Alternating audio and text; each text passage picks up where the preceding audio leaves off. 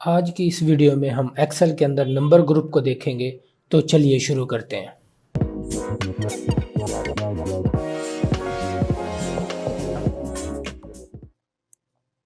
Next group को हम समझते हैं। एक्सेल की क्लासेस हमारी चल रही हैं, तो उसके लिए सबसे पहले मैं एक्सेल को ओपन करूंगा। आप देख सकते हैं हमारे पास वही असाइनमेंट आ गई है जिस पर हम पहले से भी कमांड्स जो है अप्लाई कर रहे हैं। तो अब क्या करते हैं हम, नेक्स्ट ग्रुप हमारे पास नंबर्स का ग्रुप है, इसको हम स्टार्ट करते हैं। इसमें देखिए जनरल फार्मेटिंग दी हुई है। पहले ये फार्मेटिंग होती है, ये फार्मेटिंग हमारे सेल्स की फार्मेटिंग होती है। ये हमारे पास जो बॉक्सेस है इनको सेल्स कहते हैं, इनकी फार्मेटिंग है। आप कोई टेक्स्ट या वैल्यू लिखने से पहले भी फॉर्मेटिंग अप्लाई कर सकते हैं, लिखने के बाद भी कर सकते हैं। अब फॉर एग्जांपल हमारे पास ये एमएस एक्सेल के नंबर्स का कॉलम है। इस कॉलम को मैं सेलेक्ट करता हूं। अब इसमें जो है हमारे पास पहले से ही वैल्यूज लिखी हुई हैं, तो इसकी बाद में भी फॉर्मेटिंग चेंज कर सकता हूं। यहाँ पर क्लिक करता हूं साइड पर, और ये देखिए हमारे पास एक ड्रॉप डाउन लिस्ट आ गई है। और यहाँ पर ये देखो नंबर, पहले जनरल फॉर्मेटिंग हुई पड़ी थी। अब अगर मैं नंबर पे क्लिक करता हूं तो ये देखें इसके साथ इशारिया 00 भी लिखा हुआ है। तो वो देखें यहाँ पर इशारिया 00 हमारे पास ऐड हो गया। अब ये नंबर फॉर्मेटिंग हो चुकी है। अगर आप चाहते हैं करेंसी की फॉर्मेटिंग करनी है तो यहाँ पर क्लिक करेंगे। आप देखें इशारिया 00 तो पहले से मौजूद था, साथ करेंसी का साइन भी हमारे पास यहाँ पर आ चुका है। उसके अलावा अगर आप चाहते हैं अकाउंटिंग की फॉर्मेटिंग करनी है तो आप यहाँ पर क्या करेंगे, अकाउंटिंग पे क्लिक करेंगे। अब ये देख सकते हैं अकाउंटिंग के हिसाब से फॉर्मेटिंग हो गई है, लेकिन अकाउंटिंग में और करेंसी में साइन हमारे पास सेम ही होते हैं, एक जैसे ही होते हैं। लेकिन अकाउंटिंग में हमारे पास साइन दूर आता है जरा, और करेंसी में साइन बिल्कुल जो हमारी वैल्यूज होती हैं, क्योंकि वो हमारी करेंसी होती है, उसके साथ ही आता है।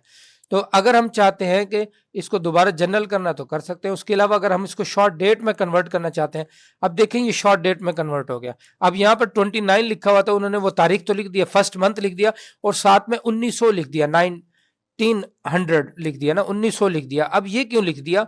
क्योंकि हमने यहाँ पर उसको स्पेसिफाई नहीं किया, सही तरीके से बताया नहीं कि कोई साल 2024 लिखना है, 2025 लिखना है, 2026 लिखना है, ये हमने नहीं बताया उसे।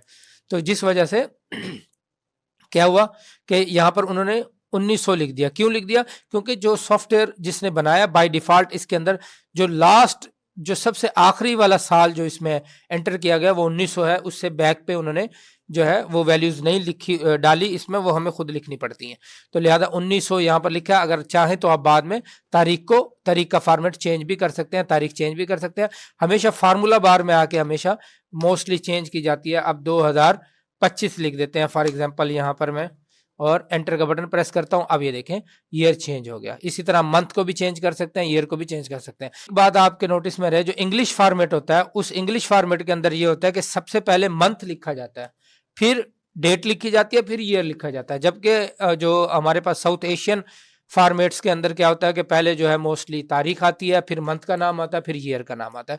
तो आपने ये देखना है ये इंग्लिश फॉर्मेट में है। अगर चाहते हैं आप फॉर्मेट चेंज करना डेट का, तो आप क्या करेंगे, यहाँ पर आएंगे और यहाँ पर आके मोर नंबर फॉर्मेट्स में आएंगे। यहाँ पर क्लिक करेंगे तो यहाँ पर आप देख सकते हैं कि इंग्लिश यूनाइटेड स्टेट्स के हवाले से यहाँ से जो फॉर्मेट्स थे वो आ रहे हैं।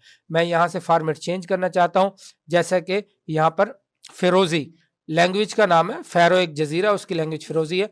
तो उसका जो फॉर्मेट है यहाँ पर ये देखें 4 फॉर्मेट दिए गए हैं, उनमें से कोई सा एक फॉर्मेट मैं यहाँ पर अप्लाई करना चाहता हूँ। तो मैंने ये एक सेल सेलेक्ट किया हुआ पहला, और जैसे ही मैं इस पर क्लिक करूंगा अब देखें फॉर्मेट चेंज हो गया। अब 29 पहले आ गया, फिर 1 आया, फिर 2025 आया। तो अब पहले तारीख आ गई है, फिर मंथ आ गया। इसी तरह आप जो है ना ईयर लिख सकते हैं, चेंज कर सकते हैं फॉर्मेट। इसी तरह आप चाहें तो परसेंटेज में भी अपनी वैल्यूज को बदल सकते हैं, इशारिया 00 भी आएगा और साथ में परसेंटेज का साइन भी आएगा। फ्रैक्शन में भी आप तब्दील कर सकते हैं, वैल्यूज को देख सकते हैं, साइंटिफिक नोटेशन में भी, और टेक्स्ट में अगर होगा तो आप देखें, ये देखिए हमारे पास राइट साइड पे लाइन हो गया। तो आपको ये याद रहे कि जो टेक्स्ट होती है, टेक्स्ट जो हमारे पास होता है वो हमेशा राइट साइड पे अलाइन होता है जब हम किसी सेल के अंदर लिखते हैं, और जो हमारे पास वैल्यूज होती हैं वो हमेशा लेफ्ट साइड पे अलाइन होती है। इसको समझाने के लिए फॉर एग्जांपल यहाँ पर आ जाते हैं। मैं यहाँ लिखता हूँ फॉर एग्जांपल ABC। अब ABC लिखने के बाद जैसे ही मैं एंटर का बटन प्रेस करूंगा उसने लेफ्ट अलाइन कर दिया, क्योंकि ये हमारा टेक्स्ट था। और अगर मैं लिखता हूँ 1 1 2 3, और ये देख सकते हैं आप 1 2 3 लिख दिया मैंने, और वो जो है हमारे पास जैसे एंटर करूंगा वो राइट साइड पे अलाइन हो गया, क्योंकि जो वैल्यूज होती हैं वो राइट साइड पे अलाइन होती हैं एक्सेल के अंदर, और जो टेक्स्ट होता है हमेशा वो लेफ्ट साइड पे अलाइन होता है। आप खुद से चाहें तो अलाइनमेंट चेंज कर सकते हैं, अगर आप खुद चाहें तो चेंज कर भी सकते हैं इसको, अदरवाइज ये इस तरीके से होता है। नेक्स्ट जो है हमारे पास जो है अगर हम मूव करते हैं तो ये देखें यहाँ से मैंने इनको सिलेक्ट किया हुआ है। आप यहाँ से भी चेंज कर सकते हैं यहाँ से वैल्यूज, लेकिन ये अकाउंटिंग की वैल्यूज दी होती हैं, अकाउंटिंग के हिसाब से यहाँ पर हमारे पास साइन आता है। और यहाँ परसेंटेज का साइन लगाना चाहते हैं तो आप वो भी लगा सकते हैं।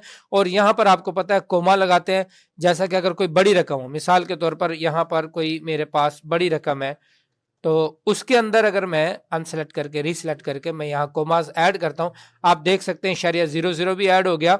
अगर मैं आपको जूम करके दिखाने की कोशिश करूं तो आप देख सकते हैं इशारिया 00 भी ऐड हो गया इसके अंदर, और कोमास भी आ गए हैं। ठीक है, 3 डिजिट के बाद देखें कोमास भी ऐड हो चुके हैं। इस तरीके से हम इसको यूज कर सकते हैं। हम यहाँ पर व्यू में आके 100% पे क्लिक करके दोबारा अपने नॉर्मल व्यू में आ जाते हैं। उसके बाद क्या है हमारे पास, हम होम में दोबारा वापस आते हैं और यहाँ पर उसके अलावा हमारे पास ये है कि हम अगर फॉर एग्जांपल 55 मैंने सेट किया, अगर इसके अंदर मैं यहाँ पर इंक्रीज करना चाहता हूँ जीरो की तादाद तो यहाँ से इंक्रीज भी कर सकता हूँ, और यहाँ से डिक्रीज करना चाहता हूँ जीरो की तादाद तो मैं यहाँ से इशारिया के बाद जीरो ऐड होते जाएंगे, इंक्रीज और डिक्रीज भी यहाँ से कर सकते हैं उनको। तो ये है हमारे नंबर्स का जो हमारा ग्रुप है, जो तकरीबन इंशाल्लाह हमारा कंप्लीट हो चुका है। आज की वीडियो में बस इतना ही। उम्मीद करता हूँ आपको वीडियो अच्छी लगेगी। अगर आपको वीडियो अच्छी लगे तो चैनल को सब्सक्राइब लाजमी कीजिएगा। Thanks for watching.